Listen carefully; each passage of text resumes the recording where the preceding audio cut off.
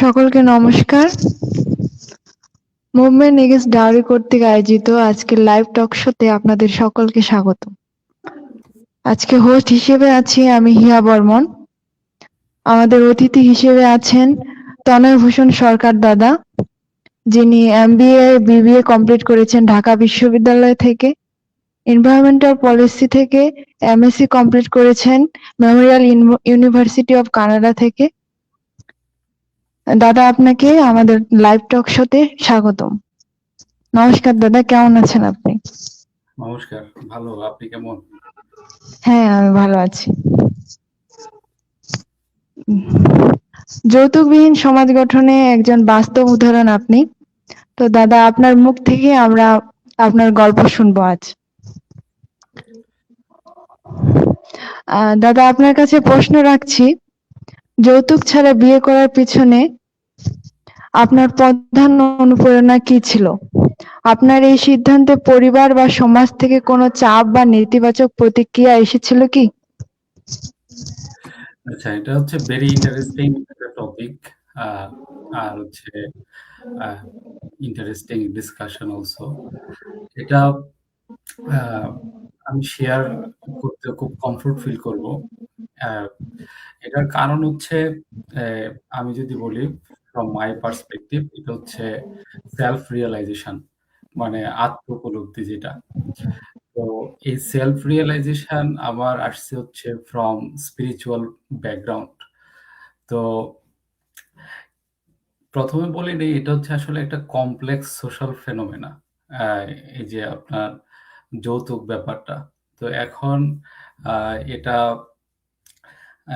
আমার দৃষ্টিভঙ্গি একরকম হবে, আবার আরেকজনের দৃষ্টিভঙ্গি একরকম হবে। এটা একদম আমি যেটা শেয়ার করতেছি সেটা কমপ্লিটলি হচ্ছে মাই ভিউ পয়েন্ট। তো এখন অন্যজন এটা পজিটিভলি নিতে পারে, নেগেটিভলি নিতে পারে, দ্যাটস ফাইন। সেটা সেলফ রিয়ালাইজেশনটা ছিল এরকম যে, বাংলাদেশে থাকতে আমি ধর্মকর্মের প্রতি খুব একটা আকৃষ্ট ছিলাম না। তো বাইরে আসার পরে আ আমি বেসিক্যালি আ ধর্মের প্রতি আকৃষ্ট হই। ধর্ম না ঠিক, আমি বলবো স্পিরিচুয়ালিটির প্রতি। স্পিরিচুয়ালিটির ব্যাকগ্রাউন্ডটা একটু বলবো। তারপরে আমার মনে হয় এটা সহজে বোঝা যাবে যে কেন আমার মধ্যে এই উপলব্ধিটা আসছে। স্পিরিচুয়ালিটির সেলফ রিয়ালাইজেশন ছিল এরকম যে, আমি বাংলাদেশে তো থাকে বিভিন্ন প্রবলেম। তো আ সামাজিক, তারপরে হচ্ছে রাজনৈতিক বিভিন্ন প্রবলেম। তো প্রবলেম থেকে ভাবলাম যে আমি দেশের বাইরে আসবো পড়াশোনা করার জন্য। আ আমি বাংলাদেশ থেকে একটু বেটার জীবনযাপন করতে চাই। তো বাইরে আসলাম। বাইরে আসার পরে আমি আসলে শান্তি খুঁজে পাচ্ছিলাম না। শান্তি খুঁজে না পাওয়ার কারণ হচ্ছে লোনলিনেস, একাকিত্ব, তারপরে হচ্ছে নতুন পরিবেশে খাপ খাওয়ানো, পড়ালেখার প্রতি হচ্ছে অ্যা মনোযোগের সমস্যা। সবকিছু মিলে হচ্ছে আমার অ্যা এই খারাপ লাগা। তখন আমি ভাবতেছিলাম যে আসলে বাংলাদেশ থেকে আসলাম শান্তির জন্য। দেশের বাইরেও আমি আসলে শান্তি পাচ্ছি না। তো আসলে শান্তি কোথায় পাবো? তারপরে ভাবলাম যে আসলে পৃথিবীতে কিছু মানুষ এত শান্তিতে থাকে, কিছু মানুষ এত অশান্তিতে থাকে। এটার কারণ কি? তারপরে ভাবলাম যে আসলে আমি কোন জায়গায় শুনছি যে reincarnation বলতে একটা বিষয় আছে বা পুনর্জন্ম। তো পরে ভাবলাম যে আসলে reincarnation তো আসলে আমার বইয়ে যদি দেখি তাহলে এটার পক্ষেই থাকবে। আমার দেখতে হবে একটা নিউট্রাল সোর্স থেকে। তারপরে হচ্ছে নিউট্রাল সোর্স খুঁজতে পাই যে আমেরিকার জর্জিয়া ইউনিভার্সিটির ডক্টর ইয়ান স্টিভেনসনের গবেষণা। তো এই ডক্টর ইয়ান স্টিভেনসন হচ্ছে ৪০ বছর এটার উপরে গবেষণা করছে। তো ইয়ান স্টিভেনসনের পাশাপাশি আপনার যে গ্রিক ফিলোসোফার সক্রেটিস, প্লেটো, তাদের লেখাগুলো পড়লাম। তারপরে হচ্ছে সবাই এটার পক্ষে কথা বলছে। তো আমি ভাবলাম যে সক্রেটিস, প্লেটো, পিথাগোরাস উনারা তো আসলে নিউট্রাল কথাই বলবে। তো এই কথাগুলা পড়ার পরে আমি আমার ধর্মে আসলাম। দেখলাম যে গীতায় ১১ টা শ্লোকে প্রায় রিইনকার্নেশন এর পক্ষে থাকলো।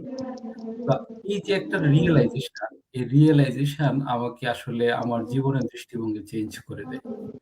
তখন আমার মনে হইল যে আসলে এই যে বললাম আপনাকে যে আ মানুষ আসলে যে ডিফারেনশিয়েট করে যে বেসড অন জেন্ডার, তারপরে হচ্ছে economic status, each and everything এগুলো হচ্ছে আসলে সাবজেক্টিভ ম্যাটার। অবজেক্টিভ দৃষ্টিকোণ থেকে দেখলে everybody is equal. We are soul, মানে আমরা হচ্ছে পরমাত্মার অংশ। তো এখন আমার কাছে মনে হইলো যে আমি যদি একই সাথে নিজেকে স্পিরিচুয়াল বা ধার্মিক হিসেবে দাবি করি, আবার একই সাথে আপনার একটা মেয়ে যে হচ্ছে তার কোনো আ মানে তার সেই পৃথিবীতে কোন জেন্ডার নিয়ে আসবে সেটা তো তার কোনো নিয়ন্ত্রণ নাই। এট দ্য সেম টাইম আমি কোন জেন্ডার নিয়ে পৃথিবীতে আসবো সেটাও আমার নিয়ন্ত্রণে ছিল না। এখন ফর সাম রিজন আমি ছেলে, আরেকজন হচ্ছে মেয়ে। এখন আমি বিয়ে করব। বিয়ে করার সময় আমি বলবো এখন আমি ছেলে আর আরেকজন হচ্ছে মেয়ে। তো এখন আমার টাকা নিতে হবে বা আদার form of a um a financial a support, contradictory position. তো আমার কাছে যেটা মনে হয়, একজন মানুষ যখন নিজেকে ধার্মিক দাবি করবে বা স্পিরিচুয়াল দাবি করবে, এট দ্য সেম টাইম সে হচ্ছে এই ম্যাটেরিয়াল অবসেশন থেকে মানে অবসেশন এ ভুগবে না। তো আমার আ এই যে মানে এখন শর্টলি যদি বলি, এই যে স্পিরিচুয়াল জার্নি এটা ছিল আমার মেইন মোটিভেশন এই ফাইন্যান্সিয়াল আ বিভিন্ন ধরনের বিভিন্ন বিষয় থেকে মুক্ত রাখার জন্য আরকি। ধন্যবাদ দাদা আপনাকে আপনার অভিজ্ঞতা শেয়ার করার জন্য। তো আমাদের পরবর্তী প্রশ্ন হলো, একজন উচ্চশিক্ষিত ব্যক্তি হয়েও কেন সে যৌতুক গ্রহণ করে? এক্ষেত্রে কি তিনি তার স্ত্রীকে মানুষ হিসেবে গণ্য করে না? আপনার কি মনে হয়? এটা আসলে আমি বলব যে উচ্চশিক্ষিত আসলে এই বা কম শিক্ষিত আমি ব্যাপারটা এভাবেও দেখব না। কারণ আমার অবজারভেশন অনুযায়ী মানুষের শিক্ষা-দীক্ষার সাথে মানুষের পার্সোনালিটি চেঞ্জ হওয়ার সম্পর্ক আসলে খুব কম। আপনি এই একটা মানুষ আ খুব উচ্চ শিক্ষিত, তার মানে যে আপনার আ যে এই মানুষ চিন্তা চেতনার দিক দিয়ে খুব উন্নত হবে, বিষয়টা ঐরকমও না। আপনি অনেক যারা কম শিক্ষিত বা শিক্ষা বলতে আসলে আমরা কি বোঝাইতেছি? সেটা হচ্ছে আসলে বেসিক্যালি কিছু ডিগ্রি নেওয়া স্কুল কলেজ থেকে। এটাই তো শিক্ষা মিন করতেছি। তো আসলে এই ধরনের শিক্ষার সাথে আপনার নিজের জীবনের দৃষ্টিভঙ্গি চেঞ্জ করে ফেলা বা নিজের চিন্তা চেতনা চেঞ্জ করে ফেলা এটার কোরিলেশন খুব কম। আমার based on my personal experience আমি অনেক মানুষ দেখছি যারা কিন্তু তারা যৌতুক নেয় না। আবার খুব উচ্চ শিক্ষিত আ তারা আবার যৌতুক নেয়।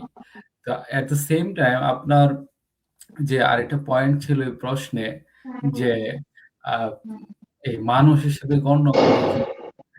মানে এই বিষয়গুলা এইজন্য আমি বললাম ইটস ভেরি কমপ্লেক্স ফেনোমেনা। এখন আবার ওইটাও আমি দেখছি যে একটা ছেলে মনে করেন আপনার বিয়ের সময় কিছু নিবে না। যৌতুক বা হোয়াটএভার ইট ইস। কিন্তু তার সোশ্যাল আ কিছু প্রেশার থাকে। তো তখন আ দেখা যায় যে একটা ছেলে যদি ইচ্ছা নাও করে বিভিন্ন এ সোশ্যাল প্রেশার এর কারণে সে এটা থেকে মুক্ত হইতে পারে না। আপনাকে যদি আমি রিলিজিয়াস ভিউ পয়েন্ট থেকে বলি, তো তখন দেখা যায় যে আমাদের ধর্মে তো আপনার বিভিন্ন প্রকারের বিয়ের কথা বলা আছে। এর মধ্যে বর্তমানে আপনার ২ ধরনের বিয়ে সমাজে চলে। একটা হচ্ছে যে যেটা হচ্ছে সোশ্যাল মানে অ্যারেঞ্জ ম্যারেজ। আরেকটা হচ্ছে যে ছেলে-মেয়ে পছন্দ করে যেটা তো আপনি যদি লক্ষ্য করেন দেখবেন যে, এই যে অ্যারেঞ্জ ম্যারেজ এর ক্ষেত্রেই কিন্তু এই যৌতুকের বিষয়টা আসে। আবার যারা পছন্দ করে বিয়ে করে তারাও কিন্তু তখন কিন্তু আপনার যৌতুকের যে প্রবণতাটা ওইটার মধ্যে আবার থাকে না। তো তার মানে গ্যাপটা হচ্ছে এই জায়গায় সোশ্যাল অ্যারেঞ্জমেন্ট, সোশ্যাল প্রেশার। তো আমার কাছে মনে হয় যে আ এটা মানে এটা একটার সাথে একটা ইন্টার রিলেটেড। একটা ছেলে মেয়েকে যে মানুষ হিসেবে গণ্য করে না ইস ভেরি স্ট্রং স্টেটমেন্ট। তো এরকম কিছু না। তো আমার কাছে মনে হয় যে এটা আ মানে অনেকটা সোশ্যাল ইস্যু।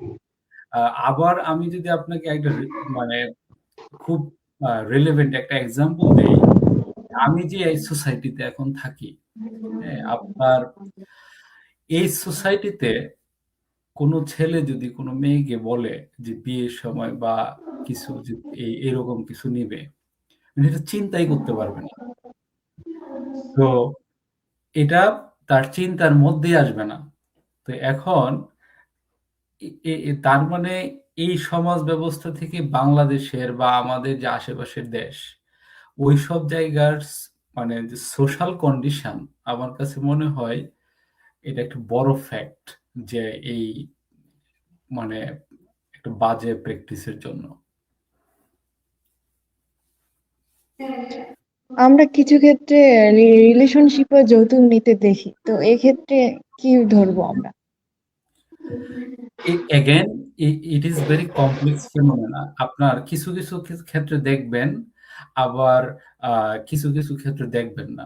তো এখন আ আমার কাছে যদি জিজ্ঞেস করেন, আমি বলব যে রিলেশনশিপে আপনার যৌতুক চাই, তাইলে is something wrong. তো কারণ আপনার যে সম্পর্কর সোর্স ছিল ফাইন্যান্সিয়াল ম্যাটার না। কিন্তু হঠাৎ করে যদি আপনার ফাইন্যান্সিয়াল ম্যাটার চলে আসে, তাইলে হচ্ছে আপনাকে এটার ভিতরে ঢুকতে হবে যে এই সম্পর্কের। যে আসলে সোর্স অফ রিলেশনশিপটা আসলে কি?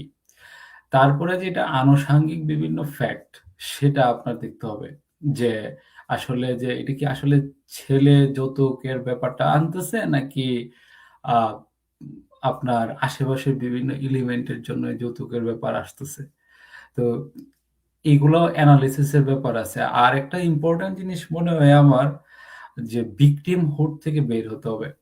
যে আপনার আমাদের যে একটা যে সেন্স যে একটা ছেলে একটা মেয়েকে বা একটা মেয়ে একটা ছেলেকে বিভিন্নভাবে যে ব্লেম দেওয়ার যে একটা টেনডেন্সি মানুষের মধ্যে, এটা থেকে বের হয়ে আমাদের সমাধানের দিকে ফোকাস করতে হবে। যে কিভাবে আমাদের বিভিন্নভাবে এটা করা যায়। যেমন আপনাকে আপনার ৩ টা মাধ্যমে আমার কাছে মনে হয় এটা আপনার ফাইট করতে হবে। একটা হচ্ছে ইনফরমেশন দিয়ে। ইনফরমেশনটা হবে হচ্ছে আপনার uh from a spiritual background যে আমরা যে ধর্ম চর্চা করি ফ্রম আ সনাতন ধর্ম বা হিন্দুইজম। এটাতে স্ট্রিক্টলি ফরবিটেন যে আপনার যে এই ব্যাড প্র্যাকটিস আমাদের ধর্মে নাই। তো এটাকে সাপোর্ট করে না। আমি আপনাকে রেফারেন্স দিতে পারবো। কিন্তু আমি থিওরিটিক্যাল ডিসকাশন এ যাইতে চাইতেছি না। তখন ওটা বোরিং হয়ে যাবে। তারপরে হচ্ছে আপনার আ স্পিরিচুয়াল ব্যাকগ্রাউন্ড থেকে দেখলেন। তারপরে হচ্ছে আপনার ফাইন্যান্সিয়াল দিক থেকে দেখতে হবে। ফাইন্যান্সিয়াল দিকটা হচ্ছে এটা আপনি যদি দেখেন, যেই মেয়ে ফাইন্যান্সিয়ালি ইন্ডিপেন্ডেন্ট বা একটু ভোকাল, তার রাইট সম্পর্কে সে জানে, সেই মেয়ের আপনার আ যৌতুকের অ্যা দিয়ে প্রভাবিত হওয়ার সম্ভাবনা থাকে comparatively কম। আমি বলতেছি না যে তার আ কিছুই সম্ভাবনা নাই। তার সম্ভাবনা আছে। কারণ বিয়ের ব্যাপারটা আমি যেটা লক্ষ্য করছি সেটা হচ্ছে আ একটু কমপ্লেক্স। কমপ্লেক্স এই সেন্স এ যার বিয়ে সে কিছু বলতে পারে না। এখন একটা মেয়ে যদি খুব যোগ্য হয়, ভালো ছেলে পায়, তখন সে প্রতিবাদ করতে পারে না। প্রতিবাদটা অন্যজনের করতে হয়। যেমন আপনি অন্যজনের পক্ষে কথা বলতে পারবেন বা আমি অন্যজনের পক্ষে কথা বলতে পারবো। কিন্তু আমার পক্ষে আ আমার জন্য কথা বলার সুযোগ কম। তার মানে আপনার স্পিরিচুয়াল ব্যাকগ্রাউন্ড থেকে, তারপর ইনফরমেশন বেসড, তারপর হচ্ছে আপনার এই ফাইন্যান্সিয়াল বেসড বিভিন্ন ওয়েতে আপনাকে আ এই কমপ্লেক্স সোশ্যাল ফেনোমেনার বিরুদ্ধে আপনার ফাইট করতে হবে। একজন আরেকজনকে ব্লেম দেওয়ার পরিবর্তে।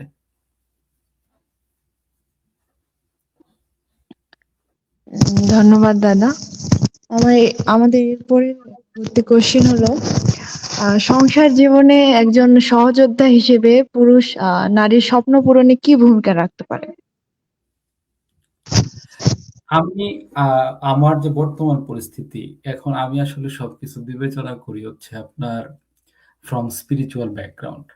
কারণ আমাদের ধর্মটা খুব সবকিছু সমাধান দিয়ে দিছে। আপনি যদি আমাদের এই যে বড় মানে খুব শক্তিশালী টার্ম ব্যবহার করতেছি আমরা কনভারসেশন এর মধ্যে, যে সহযোদ্ধা, হ্যাঁ? তারপরে আপনার আরেকটা জানি কি টার্ম ব্যবহার করছেন আমি খেয়াল নাই। কিন্তু আ আমাদের ধর্মে আ ধর্ম শব্দের অর্থ হচ্ছে ডিউটি। তো এখন একজন হাসব্যান্ডের কিছু ডিউটি থাকে, আবার একজন ওয়াইফের কিছু ডিউটি থাকে।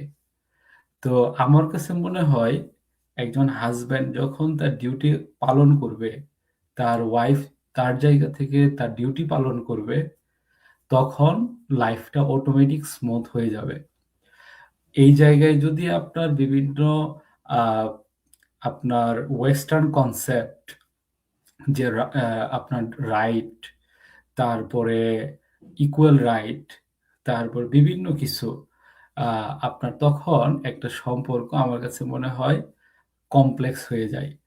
তো আর আরেকটা জিনিস হচ্ছে যে একটা বিয়ের যে ফাউন্ডেশন যেটা, সেটা হচ্ছে আ আমাদের ধর্মের দিক দিয়ে আ উদ্দেশ্য হচ্ছে যে ধর্মের দায়িত্ব পালন করা, জীবনের একজন সঙ্গী দরকার। তারপরে নেক্সট জেনারেশন এর যাতে মেইনটেইন করা যায়। বিভিন্ন পারপাস আছে একটা বিয়ের। বিয়ের মানে আমার কাছে মনে হয় না আমাদের ধর্মে ৪ টা পারপাস এর কথা বলা আছে। তো এই কারণে যে আমার কাছে মনে হয় না যে একটা বিয়ে করার আগেই যদি যে আ যে মানে যে বললেন যে সহযোদ্ধা, তারপরে তখন মনে হয় যেমন মানে আপনার একটা ফাইট, মানে একটা একজন আরেকজনের সাথে ফাইট করবে এরকম একটা সেন্স দেয়। যে বিষয়গুলো এমনও না। আমার কাছে মনে হয় আ যদি আ ধার্মিক হয় ২ জন, ২ জন যদি আমাদের ধর্ম কি বলে, এই ধর্মের দায়িত্বগুলা যদি পালন করে, তখন আমার কাছে মনে হয় যে এ অটোমেটিক সব সলভ হয়ে যায় আরকি। আমাদের ধর্মে, হিন্দু ধর্মে মেয়েদের সম্পত্তির ভাগ আমরা আসলে পাই না। তো এই ক্ষেত্রে হুম। কি যৌতুকের প্রবণতাটা বেশি? এটা আপনার অনেকাংশে সঠিক আপনার এই কথা। আ এখন আ আ এটা আবার এগেইন মানে আমাদের ধর্মটা আ আসলে অনেক কিছুর মধ্য দিয়ে গেছে। তো এখন এই কারণে আমরা অনেক কিছু ধর্মের ব্যাখ্যা দেই। কিন্তু আমরা আসলে প্রপারলি জানি না ধর্ম কি বলে। সেটা হচ্ছে আমার এক্সপেরিয়েন্স অনুযায়ী। কারণ আমরা বেসিক্যালি একটা ইনফরমেশন যুদ্ধের মধ্যে আছি। তো এখন আমাদের আমরা যদি আমাদের ধর্ম নিয়ে ১০ টা নেতিবাচক কথা বলতে বলি, আমরা একটানা বলতে পারবো যে আমাদের ধর্মে কোন জিনিস খারাপ আছে। আবার একই মানুষকে যদি জিজ্ঞেস করেন যে গীতা থেকে বা বেদ থেকে কিছু বলার জন্য, তাহলে দেখবেন পারবে না। কারণ আমরা হচ্ছে ধর্মের নেতিবাচক দিকগুলা অনেক বেশি প্র্যাকটিস করতে এবং নিজেকে ভিক্টিমাইজড বা ব্লেম দিতে আমরা শুধু ধর্মের নেতিবাচক দিকগুলাই বলি। এখন আপনার প্রশ্নে যদি আসি যে আ আমাদের অ্যা আপনি যদি ভারতের দিকে তাকান, ভারতে কিন্তু আ এখন মেয়েদের এই সম্পত্তি দেয় বাবার ইয়ে থেকে। আ তারপরে এই এটা হচ্ছে বেসড অন প্রেজেন্ট সিচুয়েশন তারা চেঞ্জ করছে, অ্যাডজাস্ট করে নিছে পরিস্থিতির সাথে। আর আপনার এই ভিউ পয়েন্টটা আরেক দিকেও সঠিক। সেটা হচ্ছে আমি অনেক ফ্যামিলিকে দেখছি পার্সোনালি যে মেয়েকে বিয়ে দেওয়ার সময় আ খুব কিছু একটা দেয় নাই।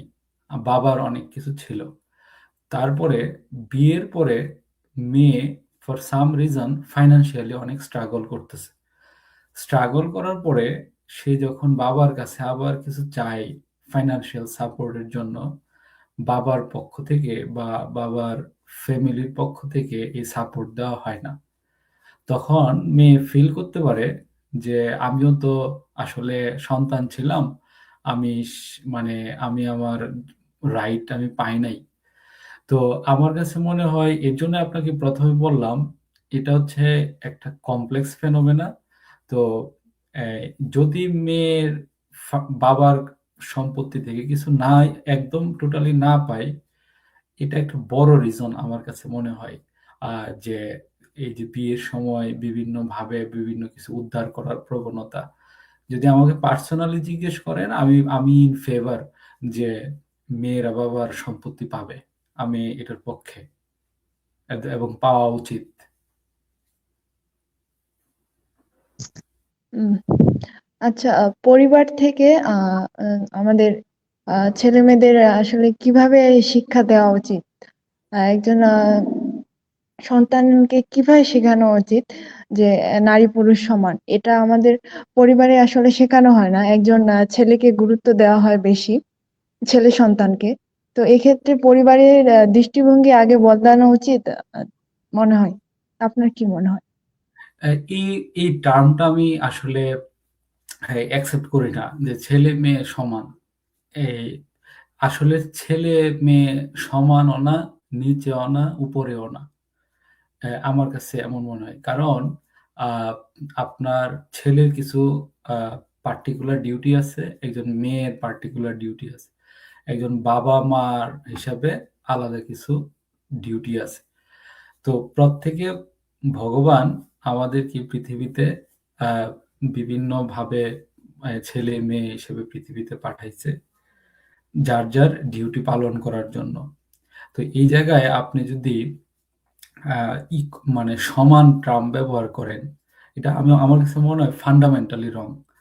তার মানে আমি বলতে চাইতেছি না যে একটা একজন ছেলে একজন মেয়ের থেকে উপরে বা একজন মেয়ে ছেলের থেকে উপরে।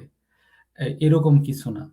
তা আমার কাছে মনে হয় মানে আমাদের আম আ ফিরে যেতে হবে হচ্ছে আমাদের কোর স্পিরিচুয়াল স্টাডির দিকে। আমরা যদি ঐদিকে যাই, তখন আমরা ফিল করতে পারবো যে আমাদের যে ধর্ম, ধর্মের স্পষ্ট আ রেসপনসিবিলিটি কি, একটা ছেলের, একটা মেয়ের কোন স্টেজে কি, তখন অটোমেটিক দেখবেন এগুলা সলভ হয়ে যাবে। তো আ কিন্তু বিষয়টা এত সহজও না আবার।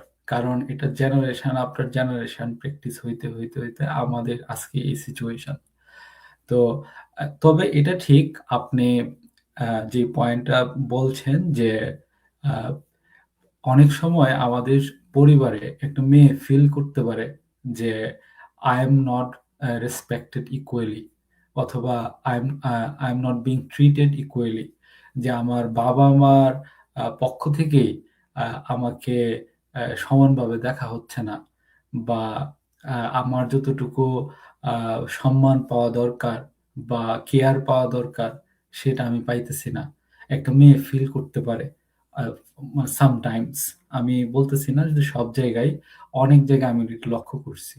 তো তখন য বাবা-মার কাছে যখন একটা সন্তান আ প্রপার আ যে কেয়ার সেটা না পায় ডিউ টু জাস্ট যে জেন্ডার আ তখন সে নিজে অটোমেটিক সে নিজেকে ছোট করে ফেলে মানসিকভাবে। যে আ আমি হয়তো মেয়ে আমাকে এই কারণে মনে হয় এভাবে দেখতেছে।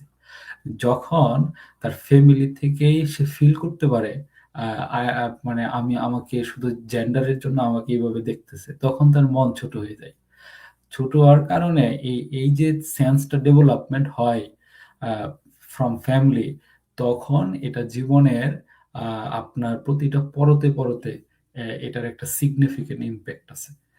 তো এর জন্য এটা ভেরি ইম্পোর্টেন্ট যে মানে আমাদের যদি এরকম দৃষ্টিভঙ্গি থাকে যে একটা মেয়ের প্রতি আ একটা ছেলের প্রতি, তখন এটা চেঞ্জ করা উচিত ফ্রম প্যারেন্টস পার্সপেক্টিভ। মূলত নিম্নবিত্ত পরিবারগুলোতে মেয়েদেরকে বিয়ে পর্যন্তই তাদের জীবনকে সীমাবদ্ধ করে দেওয়া হয়। আমরা মূলত প্রান্তিক অঞ্চলে বাল্যবিবাহর পরিমাণটা বেশি দেখি, এবং যৌতুকের কারণে তাদের বাবা মা প্রায় নিঃস্ব হয়ে যায়। তো এক্ষেত্রে আমরা বাল্যবিবাহ আর যৌতুক কিভাবে রুখতে পারি, এবং নারী পুরুষের বৈষম্য দূর করার জন্য আমাদের করণীয় কি? Thank you. আসলে এই প্রশ্নের পয়েন্টগুলা কিন্তু আমি আসলে মনে হয় আমি in the meantime mention করছি। যে আমি আসলে ভেরি মানে গ্ল্যাড যে যেমন আপনি কথা বলতেছেন এই টপিকটা নিয়ে। তো এই এটা কেন সম্ভব হয়েছে? আপনার মতো দেখবেন আরো অনেকে আছে আপনার এলাকায় বা আশেপাশে। তারা কথা বলতেছে না এই টপিকটা নিয়ে। এই যে সোর্স অফ এম্পাওয়ারমেন্ট, এটার আপনার সোর্স হচ্ছে এডুকেশন। আজকে যদি আপনি প্রপার এডুকেশন না পেতেন, তাইলে পরে কিন্তু আপনি এই ইম্পর্টেন্ট টপিকটা নিয়ে কিন্তু কথা বলতেন না। তো এর জন্য আমার কাছে মনে হয় প্রথম ইম্পর্টেন্ট জিনিস হচ্ছে এডুকেশন। এই যে বাল্যবিবাহের যে ব্যাপারটা বললেন, আমার কাছে মনে হয় it is strongly correlated with education. কোনো মেয়ে যদি বা কোনো ফ্যামিলি যদি প্রপারলি এডুকেটেড হয়, তাইলে পরে সে এই এইদিকে ঝুঁকবে কম। আপনি যদি এই যে যেই ফ্যামিলির কথা বলছেন, নিম্নবিত্ত বা আহ, মধ্যবিত্ত, মধ্যবিত্ততে কিছুটা কম দেখা যায়। তার মানে এটা হচ্ছে completely related with financial condition. তো আপনার যে ফ্যামিলি হচ্ছে এই অর্থের দিক দিয়ে ভালো, এডুকেশনের দিক দিয়ে ভালো, তারা হচ্ছে এই বাল্যবিবাহের দিকে যাবে না। আর একটা ব্যাপার হচ্ছে আপনাকে বললাম যে ইনফরমেশন, আপনার এই যে দিকটা, এটার যে কনসিকুয়েন্স কি, সেটা যদি আপনি প্রপারলি সবাইকে বুঝাইতে পারেন বা সচেতন করতে পারেন বেসড অন প্রপার ইনফরমেশন, তখন মানুষ এটার কনসিকুয়েন্স বুঝতে পারবে। তো আপনি যদি আহ, বাংলাদেশের প্রেক্ষাপটেই যদি বলেন, আপনি বাংলাদেশের এক একটা অঞ্চলের দেখবেন এক এক রকম প্রভাব এটার। যেমন আমি যেহেতু ইয়েতে ছিলাম, ঢাকা ভার্সিটি স্টুডেন্ট ছিলাম, আমি জগন্নাথ হলে ছিলাম দীর্ঘদিন। তো জগন্নাথ হলে থাকার কারণে একটা সুবিধা ছিল যে বাংলাদেশের মোটামুটি সব জেলার ছেলেরা এই জায়গায় থাকতো। তখন এক একটা অঞ্চলের যে আরেকটা অঞ্চলের যে পার্থক্য, সেটা আমরা ইজিলি বুঝতে পারি। আহ, ওই জায়গা থেকে বলা যায় যে আপনাদের যে উত্তরাঞ্চল, যেটা উত্তরাঞ্চলে এই প্রবণতাটা আমি ইন পার্সন ফেস করি নাই বা দেখি নাই। আমি শুনছি যে ওই দিকেই প্রবণতাটা একটু বেশি। তো এখন এরকমও শোনা যায় যে একটা বিয়ে দিতে গেলে একটা মেয়ের ফ্যামিলি কি পরিমাণ স্ট্রাগল করে বা কি পরিমাণ প্রেশারের মধ্যে থাকে। তো আমার কাছে মনে হয় এটা এটা তো আসলে একদিনেও দেখবেন এই ধরনের প্রবলেম আসলে গ্রো আপ হয় নাই। তার মানে এটার সলিউশন হচ্ছে ভেরি ইজি না। তো আপনি এডুকেশনের মাধ্যমে ফাইট করতে হবে, শিক্ষা দীক্ষার মাধ্যমে, ইনফরমেশনের মাধ্যমে ফাইট করতে হবে। আর একটা হচ্ছে প্রপার রিলিজিয়াস এডুকেশন বা স্পিরিচুয়াল এডুকেশন। তো কেউ যদি প্রপার ধর্ম শিক্ষাটা পায়, ওই জায়গায় দেখবেন নেতিবাচক দিকগুলোর প্রভাব থাকবে কম। তো আর আপনি যখন দেখবেন যে এই জিনিসগুলো নিয়ে মানুষ সচেতন হইতেছে, অটোমেটিক এগুলার প্রবণতা আস্তে আস্তে কমতে থাকবে। যেমন আপনার মতো যারা আছে, তাদেরকে ভোকাল রেজ করতে হবে যে এটা ঠিক না যেটা চলতেছে। কারণ আমি যে পৃথিবীর আরেকটা প্রান্তে থাকি, বলা যায় পৃথিবীর আরেকটা প্রান্ত, তো এই প্রান্তে তো এগুলো নাই। এখন আমি এই জায়গার যে আপনার বৃদ্ধ যে মহিলা, যারা অনেক বয়স হয়ে গেছে, তাদেরকে আমি জিজ্ঞেস করছিলাম যে আপনারা বিয়ে করার সময় যৌতুক দিচ্ছেন কিনা? তো এই জায়গার যে বৃদ্ধ মহিলা, তারাও বলছে যে না, আমরা যৌতুক দেই নাই, তবে আমরা আমরা যখন মানে ছোট ছিলাম, আমাদের এই সংস্কৃতিতে এটা ছিল। মানে এটা মনে করবেন না যে এটা শুধু বাংলাদেশের প্রবলেম বা আপনাদের অঞ্চলের প্রবলেম। এই প্রবলেমগুলা দুর্ভাগ্যজনক হইলেও সত্যি যে এটা বিশ্বের বিভিন্ন প্রান্তে আহ, এখনো আছে বা ছিল। তো এটা আপনার দূর করার রাস্তা হচ্ছে যে এই যে সমাজটা আজকে এই জায়গা থেকে বের হইতে পারছে জাস্ট ফর দেয়ার এডুকেশন, তারপরে অ্যাওয়ারনেস, ধর্মীয় শিক্ষা, ওইগুলোর মাধ্যমে। এগুলা দিয়ে আপনার ফাইট করতে হবে। আর ইম্পর্টেন্ট আরেকটা ব্যাপার হচ্ছে যে এটা তো আপনার না, যে এই যে ট্রানজেকশনটা যে হয় যৌতুকের, এটা তো আপনার কোনো মানে প্রুফ নাই যে আপনার অনেক সময় আহ, দেখা যায় যে এটার তো কোনো ডকুমেন্টেশন নাই যে আমি আমার মেয়ের ফ্যামিলির পক্ষ থেকে এত লক্ষ টাকা দিতেছি বা বিভিন্ন ধরনের ইকুইপমেন্ট দিতেছি। তো এগুলার তো কোনো প্রুফ নাই। তো আপনি প্রমাণ করবেন কিভাবে? বা আপনি যদি লিগালি ফেস করতে চান এই বিষয়টা, আপনি তখনও তো পারবেন না, কারণ আইন তো দেখবে আপনার প্রমাণ আছে কিনা। তো তার মানে এই সম্পূর্ণ বিষয়টা হচ্ছে আপনার মেন্টালি বা মানসিক মনস্তাত্ত্বিক যে ব্যাপার, ওইটা।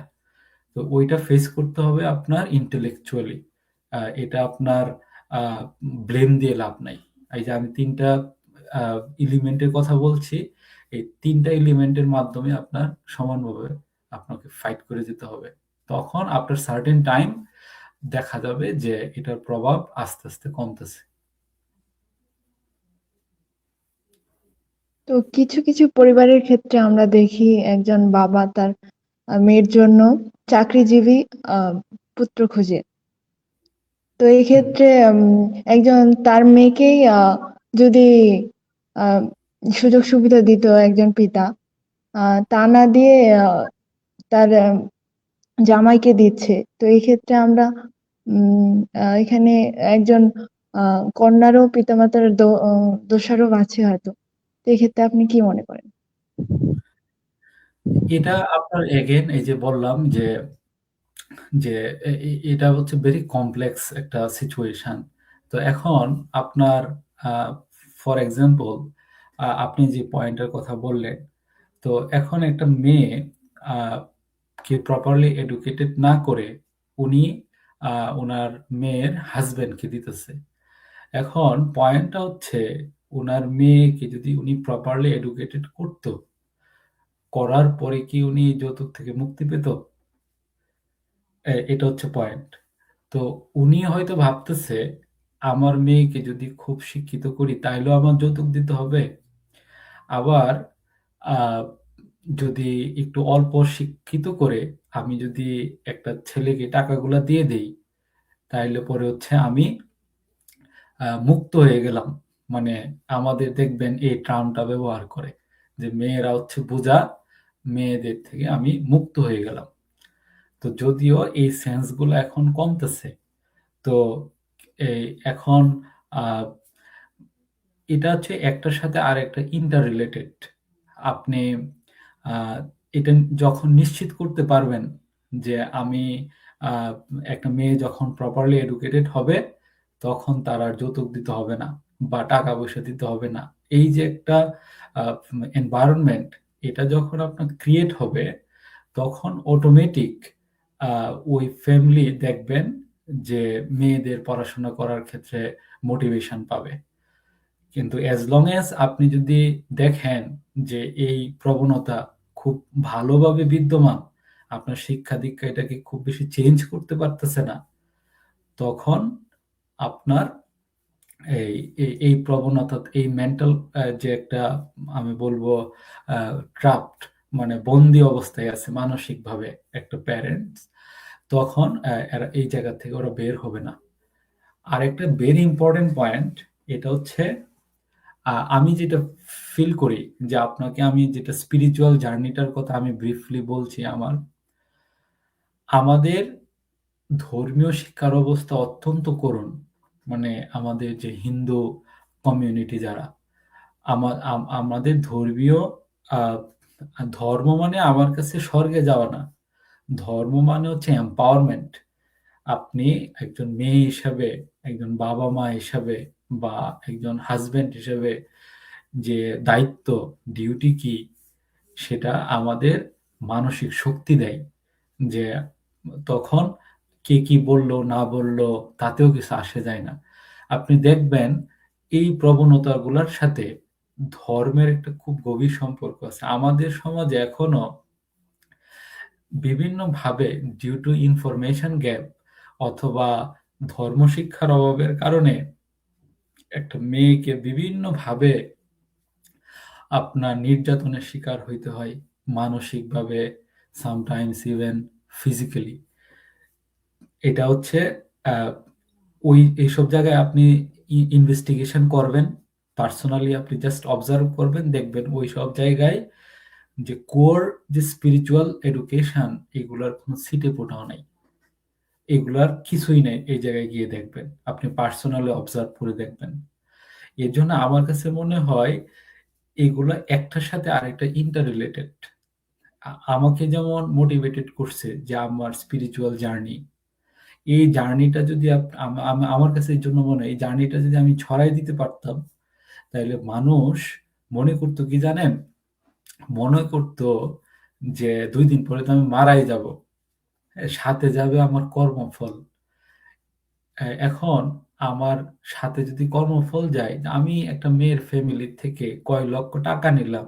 আপনি দেখেন এই বিষয়টা আসলে কতটুকু ক্রুয়েল যে একটা মেয়ে তার পুরা লাইফ কিন্তু স্যাক্রিফাইস করতেছে বিয়ের পরে।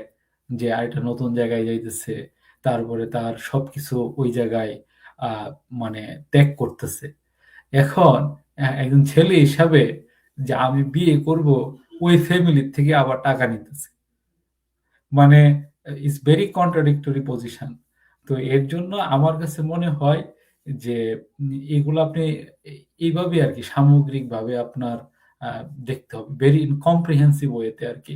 এটা আপনার একেকটা এলিমেন্ট একটার সাথে আরেকটা ইন্টার রিলেটেড।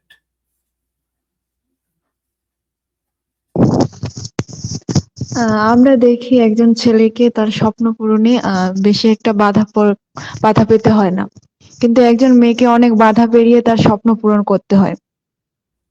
তো এক্ষেত্রে একজন পুরুষের কি দায়িত্ব, একজন সংসার জীবনে একজন মেয়েকে তার স্বপ্ন পূরণে হেল্প করার কি দায়বদ্ধতা আছে?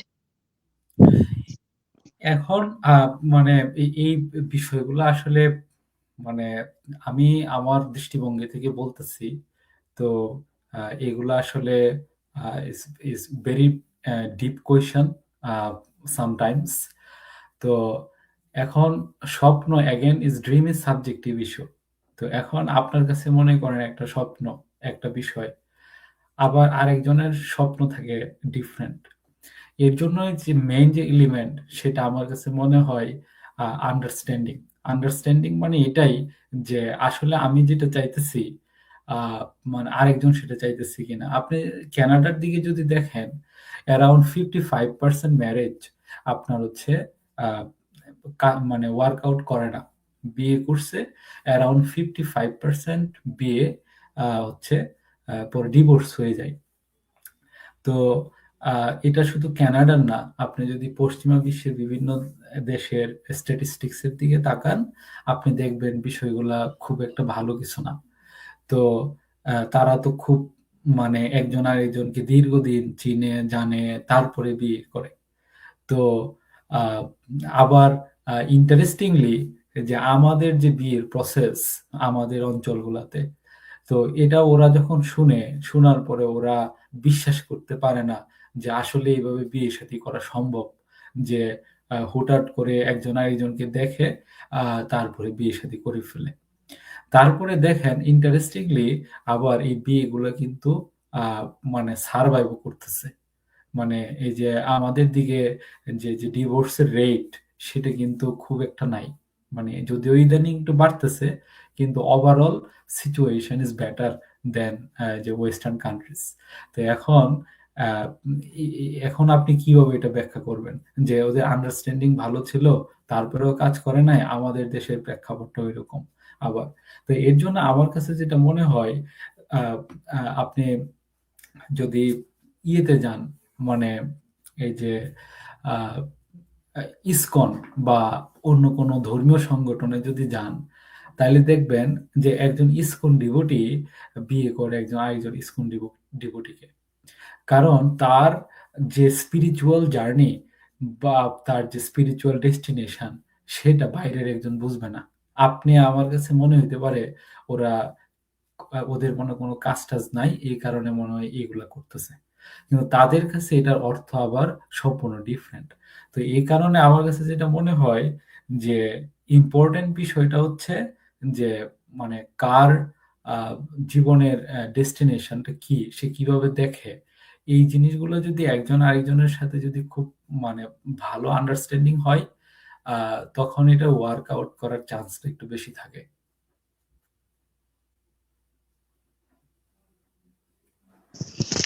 উম, আমাদের পরবর্তী প্রশ্ন হলো, আইন সচেতনতা ও বাস্তবতা। আমাদের দেশে যৌতুক বিরোধী আইন থাকা সত্ত্বেও বাস্তবে এর প্রয়োগ কতটা কার্যকর?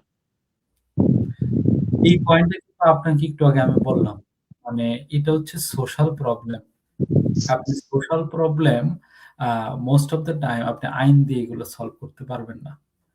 এখন আহ, এই আহ, কারণ আহ, এই যে একটু আগে বললাম যে আপনার একটা ছেলে যদি বিয়ে করার সময় 1 লক্ষ টাকা নেই, মেয়ে পক্ষ বলে যে এটাতে সাইন করো যে তোমাদের পরিবার থেকে মানে আমাদের পরিবার থেকে 1 লক্ষ টাকা দেওয়া হইতেছে। এরকম তো কোনো প্রুফ নাই। তারপরে হচ্ছে আপনার সোশ্যাল প্রেশার।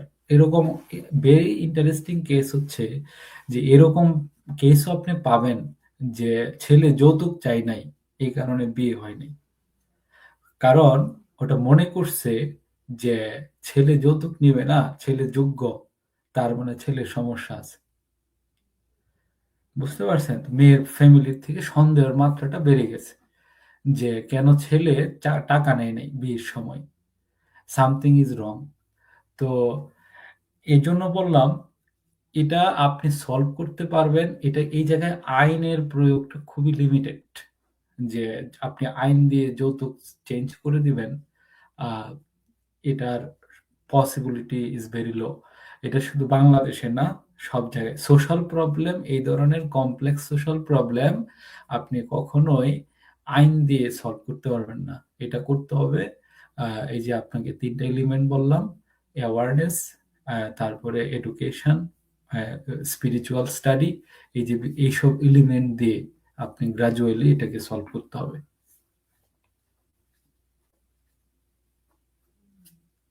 মূলত আমাদের মনোভাবে পরিবর্তনটা আনতে হবে। হ্যাঁ, এটা এটা হচ্ছে খুব কমপ্লেক্স। মানুষের যে মন, এই মনই হচ্ছে সবচেয়ে কমপ্লেক্স একটা বিষয়। তো এটাতে যদি আপনি পরিবর্তন আনতে চান, আপনাকে ওইভাবেই ফাইট করতে হবে। এটা আপনি কখনোই আইন দিয়ে পারবেন না। বরঞ্চ আমার কাছে মনে হয় এটা উল্টা কাজ করে।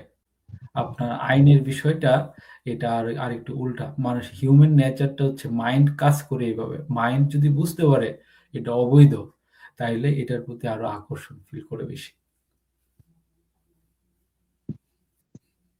উম এজন্যই হয়তো আহ যৌতুকের চাহিদা অনেক বেশি। উত্তরবঙ্গে যৌতুকের পরিমাণ অনেক বেশি। মূলত এটা ট্রেন্ড হিসেবে প্রচলিত হচ্ছে, মানে এক প্রকার প্রথা, যে যৌতুক না দিলে বিয়ে হবেই না, যৌতুক দিতেই হবে। এবং এক পরিবার যদি অল্প যৌতুক নিচ্ছে, আরেক পরিবার বেশি করে যৌতুক দিচ্ছে। মেয়ের বাড়ির থেকেও দেয় এবং ছেলেরাও চায়। হ্যাঁ, তো এটা এই যে এক্ষেত্রে, একটু আগে, হ্যাঁ বলেন, সরি ফর ইন্টারাপশন। হ্যাঁ, তো এক্ষেত্রে আসলে এটা আমরা বন্ধ করতেই পারতেছি না। সচেতনতা হোক, শিক্ষা হোক। এটা আপনি যদি মানে এটার ব্যাকগ্রাউন্ড স্টাডি করেন, আপনার ব্যাকগ্রাউন্ড স্টাডিতে দেখবেন এটা হান্ড্রেডস অফ ইয়ার্স এর ব্যাকগ্রাউন্ড আছে এটার। হান্ড্রেডস অফ ইয়ার্স, শত শত বছর যাবত এটা চলতেছে। এখন আহ, মানে যখন আমাকে ফর এক্সাম্পল আমাকে যখন ইনভাইট করলো যে এই দাদা এই টপিকে কিছু বলেন, তো আমার কাছে মনে হচ্ছে আমি কোয়ালিফাইড এই বিষয়ে কথা বলার জন্য। কারণ আমি নিজেকে, এখন আপনার সাথে আমি কথা বলতেছি, আরেকজন বলতে পারবে না যে তুমি তো টাকা নিছো বিয়ের সময়, আবার তুমি এই ব্যাপারে কথা বলতেছো। তো তো এখন এর জন্য আমার নিজেকে আমার কোয়ালিফাইড মনে হয়েছে এই টপিকে কথা বলার জন্য। তো এবং আমার সুযোগ ছিল, আমি যদি এখন বিয়ে শাদী করার সময় আমার যদি মেন্টাল কন্ডিশন থাকতো এরকম যে আমি বিয়ে শাদী করার সময় প্রচুর টাকা পয়সা নিব, আমার কোনো বিষয়ই ছিল না এটা। তো এর জন্য আহ, আমার কাছে মনে হয় যে আপনি এভাবে ভাববেন না যে আমার মনে হয় উত্তরবঙ্গে এরকম। হয়তো আহ, মাত্রাটা একটু বেশি, কিন্তু এই প্রবলেম আপনার ভেরি সিভিয়ার, মানে different part of the world, not only in Bangladesh or India or Pakistan. এটা হচ্ছে আপনার আহ, বিশ্বের বিভিন্ন জায়গাতে এটা তীব্র আকার আছে। তবে পজিটিভ দিক হচ্ছে যে আপনার মতো যারা এডুকেটেড, যারা মেয়ে আছেন, তারা এইসব টপিকে এখন কথা বলতেছেন। তারপরে আমার কাছে মনে হইলো যে এটা একটা ইম্পর্টেন্ট টপিক। আমার যদি কোনোভাবে কন্ট্রিবিউট করার সুযোগ থাকে, আমি এই মুভমেন্টে অংশগ্রহণ করব।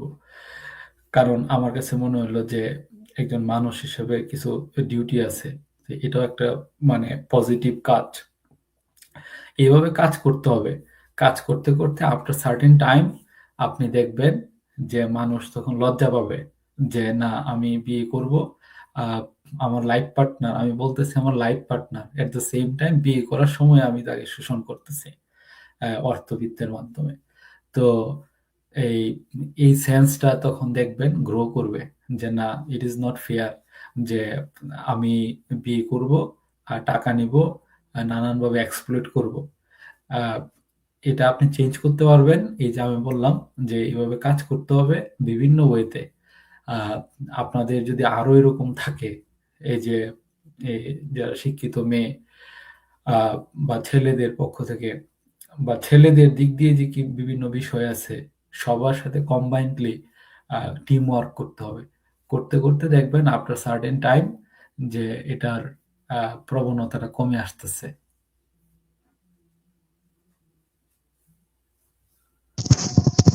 আমরা অনুষ্ঠানের শেষ পর্যায়ে চলে এসেছি। তো দাদা, আপনার শেষ বক্তব্য শুনতে চাই। আম, সর্বশেষ বক্তব্য দর্শকদের উদ্দেশ্যে আপনি কি বলতে চান? যৌতুক প্রথা কিভাবে থামবে, এবং এক্ষেত্রে নারী পুরুষের সমানাধিকার প্রয়োজন, এবং আমরা আরো কি কাজ করতে পারি? আমার কাছে মনে হয় যে ফার্স্ট অফ অল যে আমাকে আপনি সময় দিছেন, এই জায়গায় কিছু কথা বলছেন, আই এম ভেরি হ্যাপি এবং আপনার প্রতি আমার কৃতজ্ঞতা। আহ, আহ, আমার কাছে মনে হয় যে এটার ইম্পর্টেন্ট জিনিস হচ্ছে যে অ্যাওয়ারনেস, এইভাবে কাজ করে যেতে হবে। আর আহ, মানে বাস্তবতা হচ্ছে ভেরি ক্রুয়েল, যে মানুষকে আপনি কখনোই আহ, মানে যদি বলেন যে ভালো না ভালো না, মানুষ যে খুব বেশি চেঞ্জ হয়ে যায় তাও না। তো এখন একজন মেয়ে হিসাবে আপনার আহ, যে শিক্ষা দীক্ষা নিতে হবে, ফাইন্যান্সিয়ালি ইন্ডিপেন্ডেন্ট হইতে হবে, ইজ ভেরি ইম্পর্টেন্ট। যে ফাইন্যান্সিয়ালি ইন্ডিপেন্ডেন্ট হইলে আপনার তখন আপনার ওপিনিয়নের একটা মূল্য থাকবে। তো আহ, এভাবে নিজেকে আগে এম্পাওয়ার্ড করতে হবে, তখন আহ, এইভাবে কাজ করতে হবে। আর কাজ করতে করতে আস্তে আস্তে দেখবেন একটা ভিজিবল ইম্প্যাক্ট সমাজে দেখতে পারবেন। আর এগেন এই যে যেই পয়েন্টগুলোর আগে বললাম যে proper spiritual education is very important, যে স্পিরিচুয়াল এডুকেশনের মাধ্যমে মানুষের সেলফ রিয়েলাইজেশন আসে। সেলফ রিয়েলাইজেশন মানে হচ্ছে আমি তখন বুঝতে পারবো যে আমার জীবনের বা মানব জীবনের উদ্দেশ্য কি। আহ, তখন অটোমেটিক দেখবেন যে মানুষ নেতিবাচক বিভিন্ন জিনিসগুলা থেকে আহ, এই দূরে চলে আসে। আহ, এটা একজন আরেকজনকে ফোর্স করতে হয় না।